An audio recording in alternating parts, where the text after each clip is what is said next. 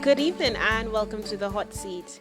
As we prepare for general elections 2021, candidates for both major political parties are trying to convince voters to vote for them when that election day is finally announced.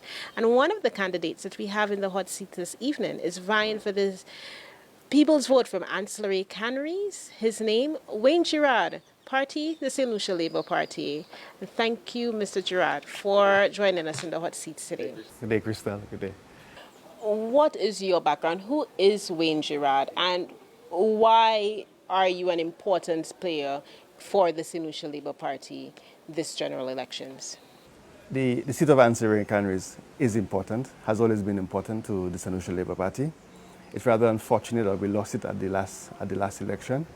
It is something that I hope to work very hard at regaining.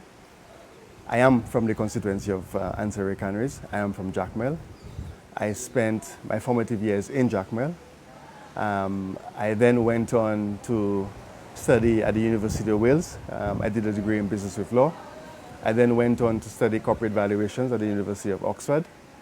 I also read fintech. I then went on to work for Credit Suisse and Nomura Investment Bank in the UK. I think all of those experiences, I suppose, gives me sort of exposure in terms of dealing with the pressures of interacting with all sorts of issues, dealing with all sorts of behaviors and attitudes. It's one thing that I learned from my experiences in the UK, in my professional experiences. You never come to your superiors simply with what the problem is. I think it's important when you come into your superior with what the problem is, you also bring the solution. And that is the sort of attitude that I intend to bring to the St. Lucia Labour Party and bring in terms of changing what has happened in the past in ancillary canneries. We need to know what the solution is. It's not enough for us to identify what the problem is. We need to also have the solution for what has taken place. What then qualifies you? I hear you on all that you have achieved professionally, but being a parliamentary rep, you can appreciate, comes with its own challenges and its own demands. What qualifies you? I think in addition to what qualifies every other solution, regardless of the race, ethnicity, social economic status, lineage or pedigree, I am a proud St. Lucian. I am also a proud and grateful product of a legacy of contribution to community and country spanning almost a decade. My family has contributed significantly to the constituency of ancillary canneries. I grew up seeing that sort of service. It is all that I have come to recognize as important and is what I intend to do going forward. What was the trigger, the deciding factor for you to join the political fray and put yourself up for political service to the people of ancillary canneries? The very interesting thing is I've always wanted to be of service to the community that raised me. I grew up in a family where service was what we did. So it's not entirely surprising that I have now put myself up in that capacity to serve the people of ancillary canneries. It's something that I grew up seeing. It's something that I always believed was essential and important. Yeah. So there wasn't any specific trigger at any particular time. It's something that I've always wanted to do.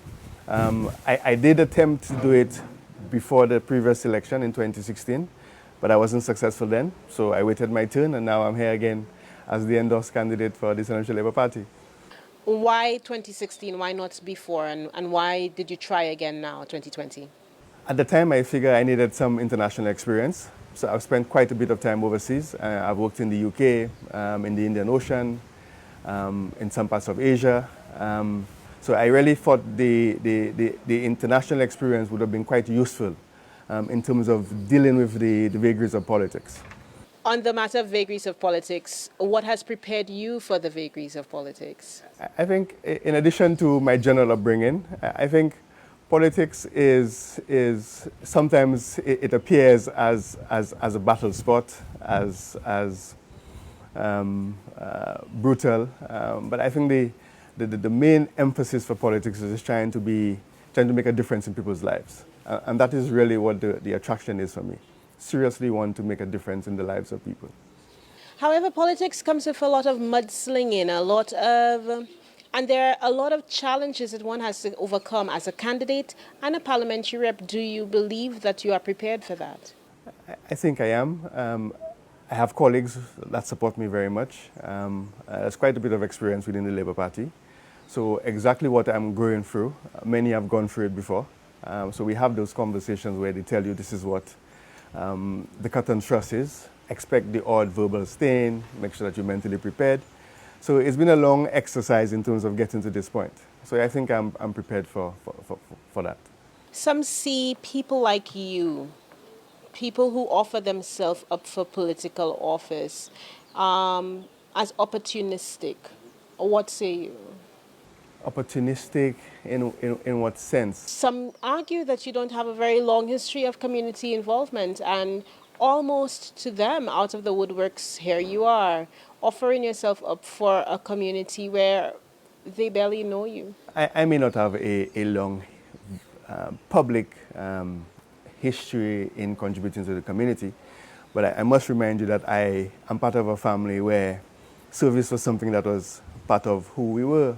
So we're talking of probably about a century of commitment to country and to community. So I doubt it very much when they say I've just arrived. I've always been there. I mean, I've been sponsoring graduation in the constituency in Ansari Counties for a very, very, very long time. I've been providing assistance where I can to various organizations for a very long time. But it was something that I felt very personal about. It was not something that I did it for any particular public profile. It was something that I actually believed in doing. So perhaps you're right.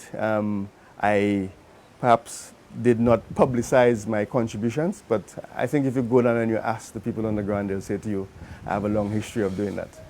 Detractors of the St. Lucia Labour Party have claimed over the years the St. Lucia Labour Party's record in ancillary canneries is pretty unimpressive. As a matter of fact, a lot of people claim that they're underwhelmed by the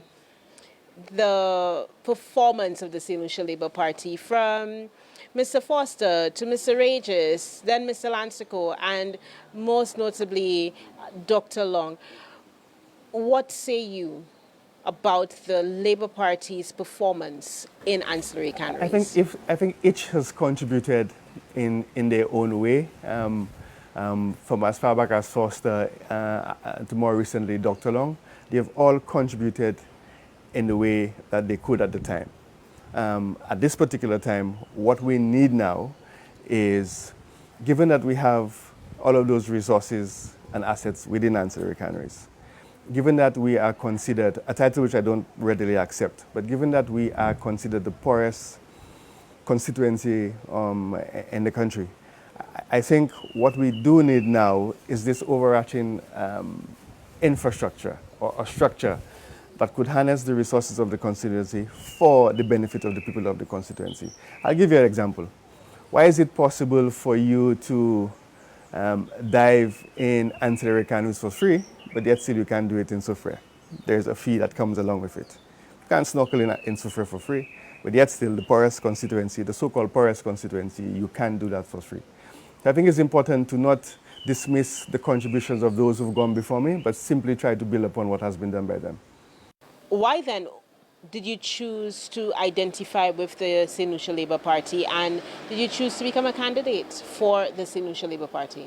The reason why I chose the Labour Party is because I fundamentally believe in what the Labour Party stands for, what the Labour Party represents, the notion of putting people first and caring about the average man and woman. We must remember that the Labour Party is a party of George Charles, what he stands for and what he represented. These are fundamental philosophies that I hold very dear to me, and that was one of the guiding principles why I decided to run for the St. Lucia Labour Party. The constituency that you're running for, the constituency of ancillary canneries, has felt snubbed by the Labour Party because, with the exception of maybe Mr. Foster, the Labour Party has never chosen a parliamentary rep from ancillary canneries to serve in ministerial capacity when it's in government. What are your thoughts on this? I recognize the disappointment of the people of ancillary canneries having not been given a minister with a seat at the table. I recognize that disappointment. But we must recognize that decision was taken at a time based on the factors that took place at the time. The greatest honor is to serve the people of Ancillary Canaries. It is also important to recognize that you serve at the pleasure of the Prime Minister. So although I have a set of skills and experience, I will serve in whatever capacity that the Prime Minister, Philippe J. decides for me to serve in. But can you clarify to us why, at the time, the Labour Party did not choose to make the parliamentary representatives of Ancillary Canaries ministers? It could be a situation of, at that time, the consideration was there was need for there to be a constant and, I suppose, 24/7 attention to the constituency. I mean, it's difficult for me to explain the reasoning behind what was taken at the time. I wasn't in the head of the then Prime Minister. What I do recognize is that the current leader of the Labour Party recognizes that issue and has made it a point to say to them publicly that if they were to do the right thing and the honourable thing and elect me as the Member of Parliament, he would then do the honourable thing and ensure that I have a seat at the table. In what capacity, I can't say as yet, but definitely a seat at the table. So as you've been going around the constituency campaigning, meeting with people, what have you identified as the major needs of the constituency of Ancillary Canaries? I think it's important to recognize that this is not about me, right? This is about the people of Ancillary Canaries. I'm merely the voice of the people of the Ancillary Canaries. So what we have identified as what is required is there are certain things that they believe should be attended to immediately. It can't be a situation where all the young people of Ancillary Canaries are good for is to work in a hotel, fixing beds, and serving drinks. We need to find out clearly what is the skill set of the people of Ancillary Canaries. In the absence of that, we can't properly say we are assigning jobs to them. We need to deal with the issue of people having access to their homes after 6 o'clock, for example. It can be a situation where people have to go to work, earn a living, further their education, but they can't get home once that is done. We need to consider having access to public washroom facility in the interim. I mean, the goal should be that everyone should have the use of a bathroom in the privacy of their home. But as of now, what is required is access 24/7 to the public washroom facility. It can be a situation where it closes at a certain time and only opens at a certain time. What happens in the interim period? So those are some of the pressing needs that need to be sorted out at the moment. We can't deal with anything in the absence of information. The last housing census was done in Ancillary in the country was in 2004. The last welfare census was, I think, 2010. How can you operate or provide any sort of result or rectify any situation without the information to guide you? What are your transformative plans? What are the plans that you have to fundamentally make a difference in the lives of people of Ancillary Canaries? I think what we need, given the existence of, I said earlier, all those assets within the Ancillary Canaries constituency. We're talking waterfalls, pretty phenomenal diving spots. We need to have this overarching structure that contributes to the development of Ancillary Canaries. The revenues from those resources, from those assets, could be used to the benefit of the people of Ancillary Canaries. That, I think, is what's missing. We have the talent, we have the land, we have the motivation, but what is actually missing is that the capital to allow for some of the small, or we call the small businesses, those who don't have access to traditional banking, those who do not have access to a ready source of capital, to be able to approach an institution and get some sort of relief in terms of trying to achieve something in their life. That, I think, is very, very, very important. Ancillary Canaries is known, as you said earlier, as the poorest constituency in St. Lucia. Why do you think that is? What do you think has contributed to that? And what should be done as an immediate 100-day measure to address and to change that mindset? I think we first need to recognize that there are challenges with land ownership and land tenure in the village of Ancillary Canaries. A lot of what is taking place in Ancillary Canaries, it is because that there was a halt in the PROD program. We need to recognize that things are not entirely perfect, that the owner of the land may not necessarily be the owner of the dwelling, may not necessarily be the tenant.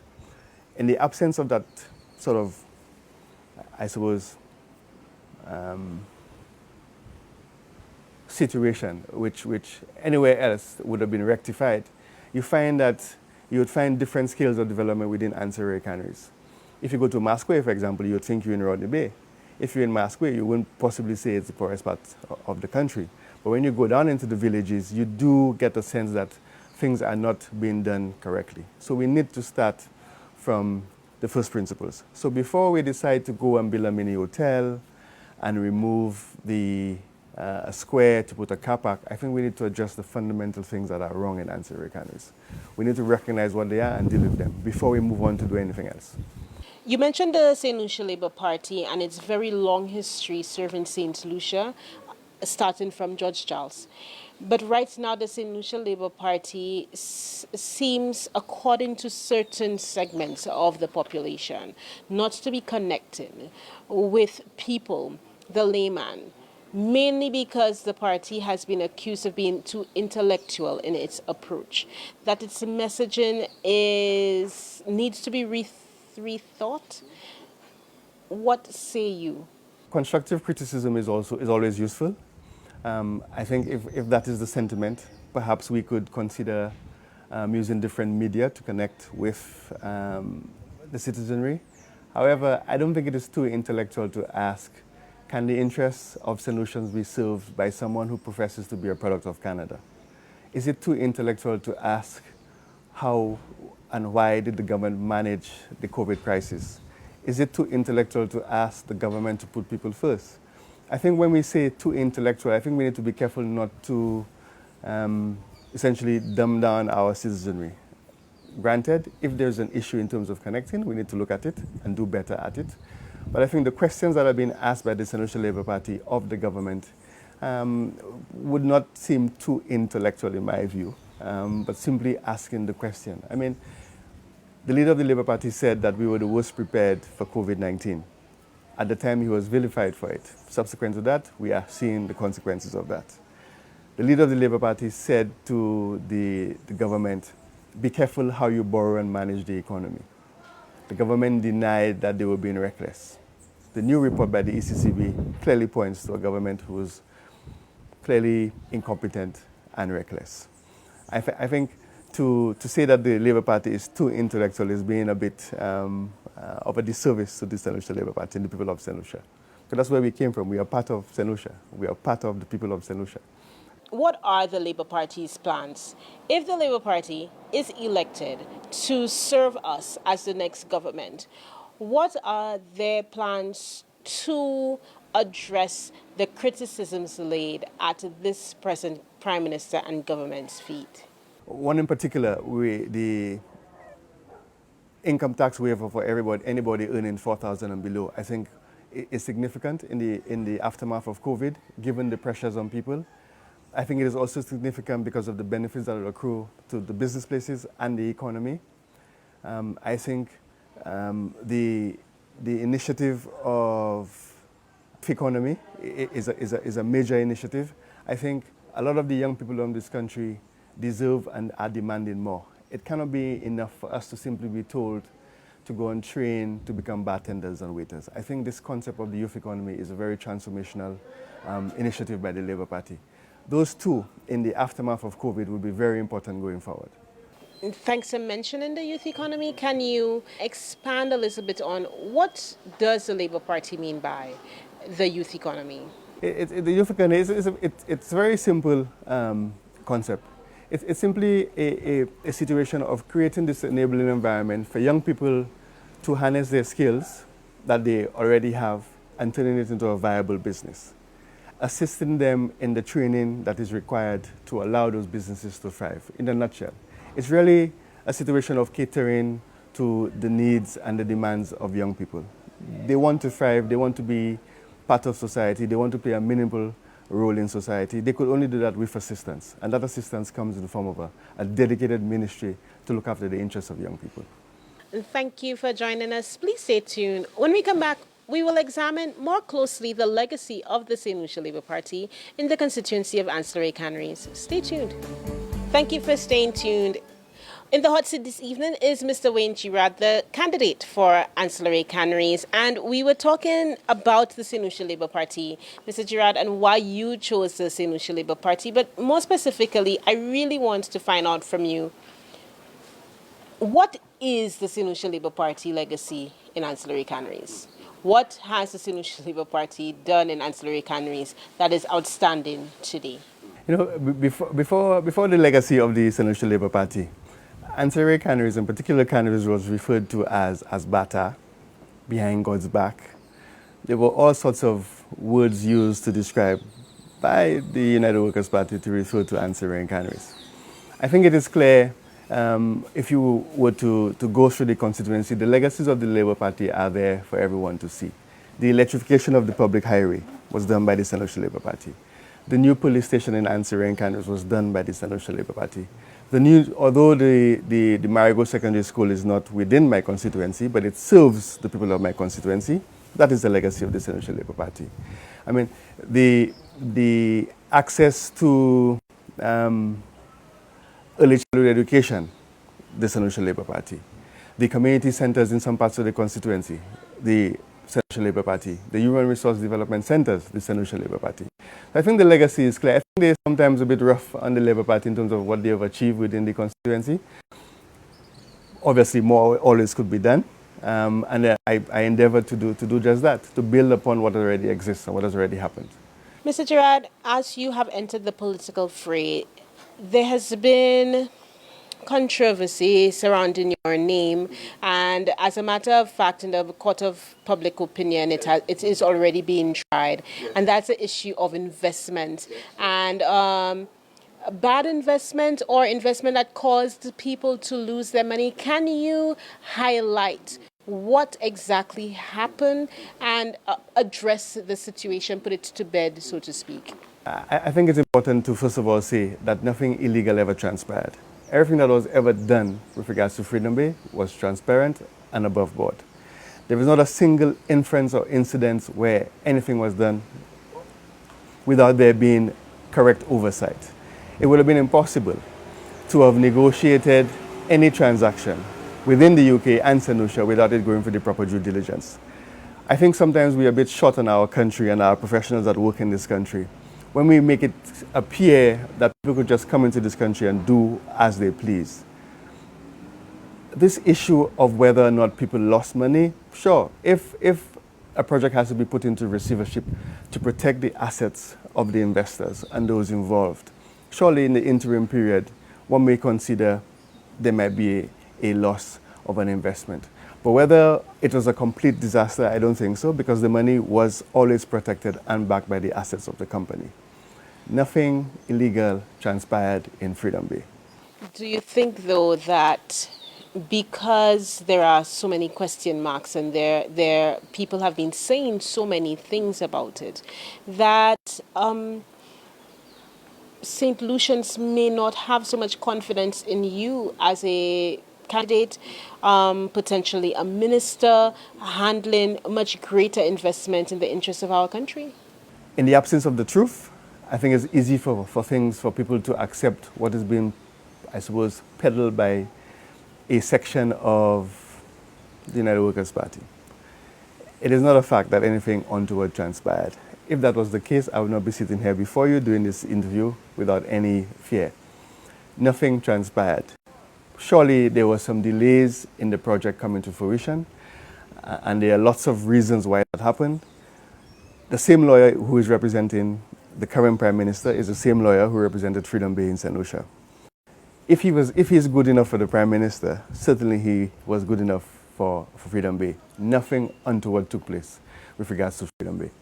What exactly, though, was your involvement in this project, and why is your name coming up in terms of this controversy? I think it's important to recognize what I was engaged to do in the first place. I have absolutely no experience in construction. I was simply engaged to do the redevelopment of the development agreement, assist in the acquisition of property, seeking the incentives for the company. The moment I did that, I was released from my obligation, so to speak.